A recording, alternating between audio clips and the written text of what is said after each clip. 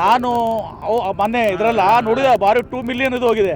ನಾನೇನು ಹೇಳ್ತಾ ಇದ್ದೆ ಅಂದರೆ ಯಾರಿಗೂ ನನ್ನ ಮನೆಯವ್ರು ಹಿಡ್ಕೊಂಡು ಯಾರಿಗೂ ಕುಂಡ್ರಲಕ್ಕೆ ಜಾಗ ಇರಲಿಲ್ಲ. ಅದು ಕಿಕ್ಕರ್ಸ್ ಇದು ಹೋಗ್ಬಿಟ್ಟಿತ್ತು ಅದು ಜಾಗ, ಅದಕ್ಕೆ ಆಗಿಬಿಟ್ಟದಂತ ನಾನು ಇದು ಮಾಡ್ತಾ ಇದ್ದೀನಿ ಅದನ್ನು. ಅದು ಅಂದ್ರೆ ಫುಲ್ ಆಗಿಬಿಟ್ಟಿತ್ತು, ಅದು ಸ್ಥಾನ ಭಾಳ ಚಿಕ್ಕದಾಗಿತ್ತು. ಅಲ್ಲಿ ಕುತ್ಕೊಳ್ಳೋಕೆ ಯಾರಿಗೂ ಕೂಡ ಸ್ವಾಮಿಗಳಿಗಾಗಲಿ ಇವ್ರಿಗಾಗಲಿ ಭಾಳ ತೊಂದರೆ. ನಮ್ಮ ಫ್ಯಾಮಿಲಿ ಮೆಂಬರ್ಸ್ ಎಲ್ಲರೂ ಕೂಡ ಪಾಪ ನಾನು ಫೋನ್ ಮಾಡ್ತಾಯಿದ್ದೆ, ಅವರೆಲ್ಲ ನಿಂತ್ಕೊಂಡೇ ಇದ್ದರು. ಕಡೆಗೆ ಹಿಂದೆ ಹೋಗಿಂದ ಅವ್ರ ಕಡೆ ಕೂತರು, ಒಂದೊಂದು ಟೇಬಲ್ ಒಂದೊಂದು ಕುದುರೆ ಮೇಲೆ ಕುರ್ಚಿ ಮೇಲೆ 2-3 ಮಂದಿ ಕೂತಿದ್ದಾರೆ.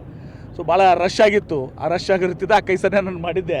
ಅದನ್ನ ಯಾರೋ ನೀವು ಅದಿರಲ್ಲ ಮಾಧ್ಯಮದವರು ಅಂದರೆ ನಾನು ಹೇಳ್ತಾ ಇದ್ದೆ ಜಾರ್ಜ್ ನೋಡಿ ಎಲ್ಲ ಫುಲ್ ಯಾರಿಗೂ ಅವ್ರ ಮಿಸ್ಸಸ್ನು ಸುಜಾ ಅವ್ರು ಎಲ್ಲಿ ಕೂತಿದಾರ ಗೊತ್ತಿಲ್ಲಪ್ಪ ಅಂತೇಳಿ ಅವ್ರು ಇದು ಮಾಡ್ತಾಯಿದ್ರು, ಅವ್ರ ವೈಫು ಮಕ್ಕಳು ಎಲ್ಲರೂ.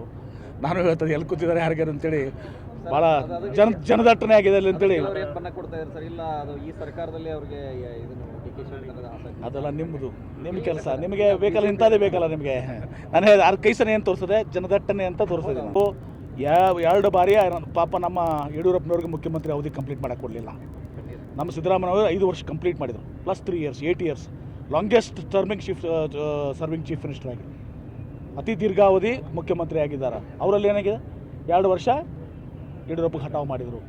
3 ಮುಖ್ಯಮಂತ್ರಿಗಳು ಅದರಲ್ಲಿ. ಅವರೇ ನಮ್ಮ ಬುದ್ಧಿವಾದ ಹೇಳ್ತಾರೆ, ನಿಮ್ಮ ಮನೆ ಮೊದಲು ಸ್ವಚ್ಛ ಮಾಡ್ಕೊಳ್ಳಿ. ನಮ್ಮ ಮನೆ ಸ್ವಚ್ಛ ಆಗಿದೆ.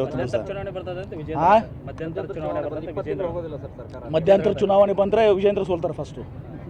ಎಲ್ಲರೂ ಹೇಳ್ತೀನಿ ನೋಡಿ, ಒಂದು ಹೇಳ್ತೀನಲ್ಲ, ಇವತ್ತು ಪ್ರತಿಯೊಬ್ಬರು ಕಾರ್ಯಕರ್ತ ಹಿಡ್ಕೊಂಡು DK ಶಿವಕುಮಾರ್ ಅವ್ರು ಒಳಗೊಂಡು ಹೈಕಮಾಂಡ್ ಎಲ್ಲರೂ ಇವತ್ತಿನ ದಿವಸ ನಾವು ಸಿದ್ದರಾಮಯ್ಯನವ್ರ ಜೊತೆಗಿದ್ದೀವಿ. ಅವ್ರ ಬಗ್ಗೆ ಅಪಾರವಾದಂಥ ಅಭಿಮಾನ ಇದೆ. ಇವತ್ತಿನ ದಿವಸ ಅವರ ಒಂದು ಮಾರ್ಗದರ್ಶನದಲ್ಲೇ 28ರ ಚುನಾವಣೆ ನಡೀತದೆ.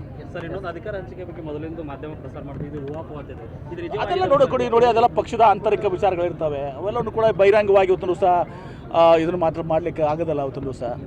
If you like this video ಬೇಗ ಲೈಕ್ ಮಾಡಿ, ಕಾಮೆಂಟ್ ಮಾಡಿ, ಶೇರ್ ಮಾಡಿ ಹಾಗೂ ಯೋಯೋ ಟಿವಿ ಕನ್ನಡವನ್ನು ಸಬ್ಸ್ಕ್ರೈಬ್ ಮಾಡಿ.